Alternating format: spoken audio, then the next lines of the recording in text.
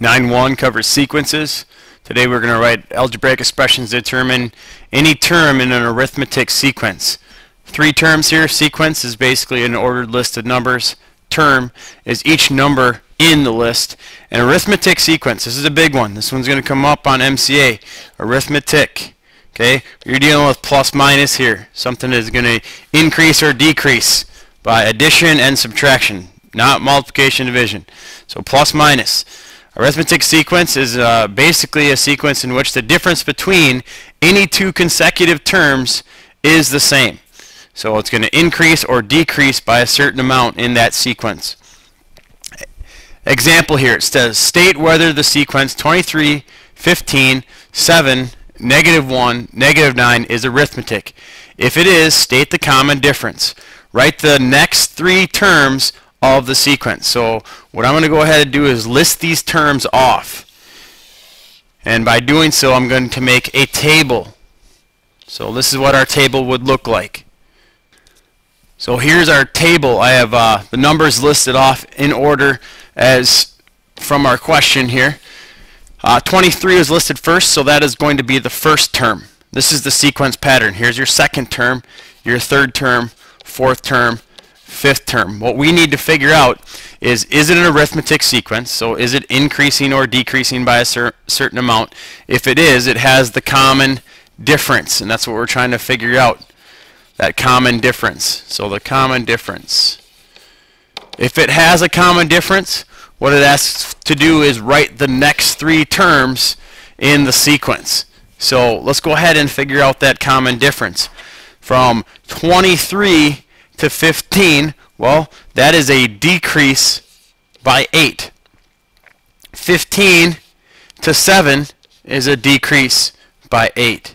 And 7 to -1 is a decrease by 8. -1 to -9 is a decrease by 8. So you can see that this is an arithmetic sequence because everything is decreasing here by 8. So the common difference is -8. The next 3 terms in the sequence. So here we go. This would be the 6th term. This would be our 7th term. And this would be our 8th term to finish that table. The next 3 in the sequence. So what we need to do is, well, from -9 you're going to take away 8. That is our common difference. We'd get -17. From -17 we'll take away 8. We get -25. And -25 take away 8, we get -33. So I guess to answer the question here, is it an arithmetic sequence? Yes, it is, because everything is decreasing by 8, which is our common difference. This is arithmetic. Example 2, it says write an expression that can be used to find the nth term. So expression to find the nth term of the sequence, and as stated, we notice we already have the table set up here. Then it says write the next 3 terms of the sequence. So we have 1, 2, 3, 4. There's the first 4 terms. We need to write the next 3 terms. So here's term 5, 6, and 7. So we can actually go ahead and fill these in. As noticed below, basically what's happening is you're adding 0.6 to each term.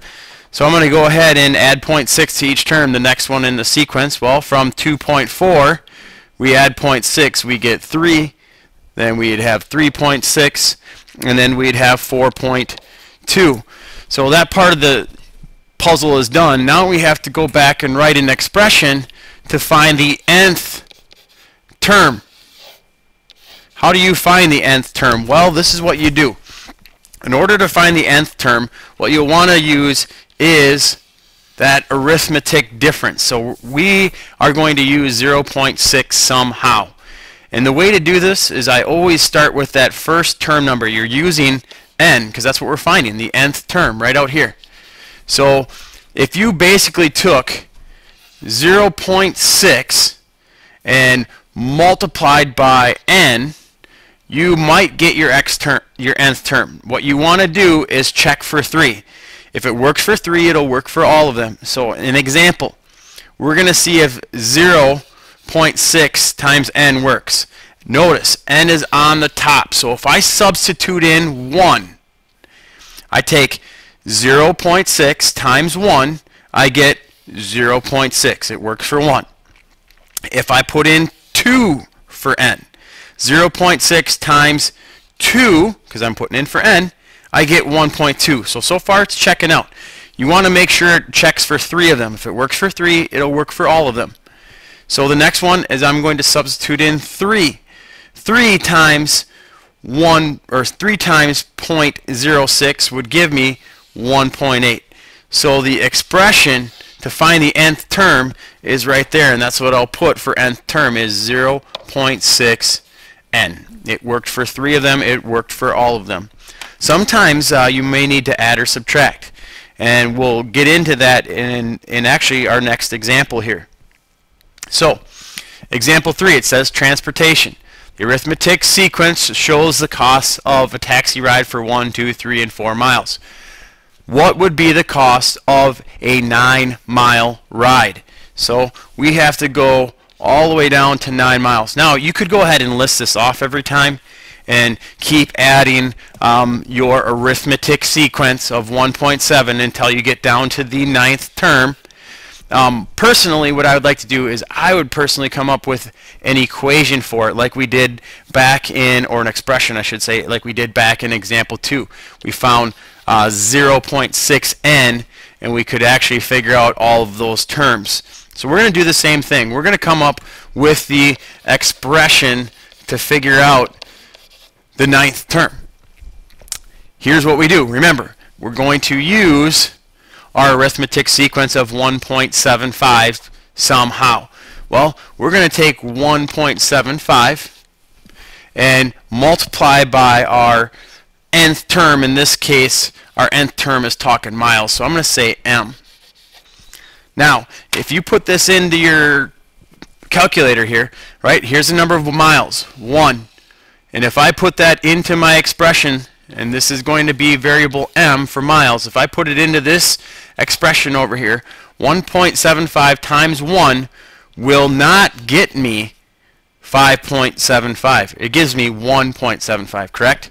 So this is what you want to do, is you're still going to use this part of it as your expression, but you're going to figure out, how can I go from 1.75 times 1 to get me to $5.25? Well, in order to do that, what you could do is you take your 1.75 in this equation here that you multiplied by 1 and subtract that from 525. So I take 525, which is my answer. I'm going to subtract by 1.75 because when I put 1 in for m, I get 1.75. That difference is 350. So basically, if I added 350 to this, I should get $5.25. So let's try it again. 1.75. I put in 1 for m, I get $1.75. I add 350, I get $5.25. Remember, check it for 3. If it works for 3, it'll work for all of them. Substitute in 2.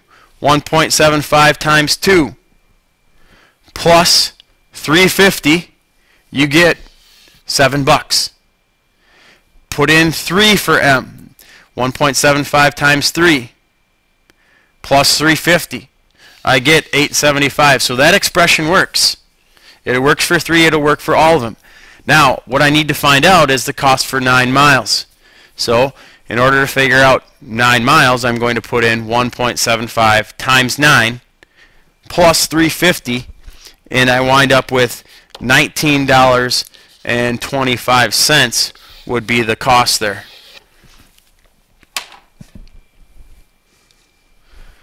Example 4 is very similar to example 3. I want you to go ahead, pause the video here, and work through it.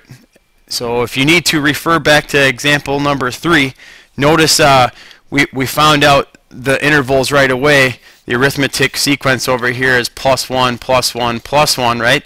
You'll probably want to find out that arithmetic sequence here, and then you're going to use what we found here as part of your expression. So you'll want to write your expression to find the 15th mile. So again, pause the video, work through it, check back in. So first thing, I found that the arithmetic sequence, well, it's going up by $1.50. I need to figure out the 15th mile. Remember, I'll use $1.50 as part of my expression that I found out. And again, this is talking about miles. So I'll put that in as well. So I put 1 into my expression over here for m. Well, 150 times 1 is going to give me 150. It does not give me the $6. So I take my 650 minus the 150 from 1 mile, and I figured out it has a common difference of $4.50. So I tag that onto my expression, and that is my expression there. So that'll get me to $6 when I put in 1 for m. When I put in 2 for m and utilize that expression, I get $7.50. I put in 3, utilize my expression again, I get $9. So it works for 3. Once it works for 3, it'll work for the rest of them. So then I go ahead and put in 15 for m, and I wind up that I get, for 15 miles, it's going to be $27. Same difference here in example 5. Only difference is it's multiple choice. So again, I want you to find out the expression. The expression helps us find that nth term. So again, across the top here, we're going up arithmetic. It's going up by ones. Figure out your arithmetic on the bottom, and go ahead and figure out the expression as well. We find out that the arithmetic on the bottom is going up by 3. So we are going to use 3, that common difference, some way, shape, or form. Well, we always take 3 times the sequence on the top. In this case, we're trying to find n. So 3 times n. Now, if you check it out here, you put in 1 for n, right? 3 times n is 3. It doesn't give me 2. Well, how would I get to 2? Well, I would need to subtract 1. Check it out for 3 examples to see if it works. 3 times 2 is 6, minus 1 is 5. 3 times 3 is 9, minus 1 is 8. So it looks like it worked, so our only option there is D. Same thing in 6, only difference here in 6, we don't have a table shown. So the first thing that you want to do is make a table very similar to example 5. Look in example 5, it talks about the position and it talks about the term. So I would do the same thing in 6 and then come up with that expression. So go ahead and do that as well. Here's what your table should look like. These are going arithmetic up by ones. Down here, arithmetic, well, everything is going up by 4. So we know we need that common difference. We're using 4 as part of our expression. And we're going to find the nth term. So we will use n.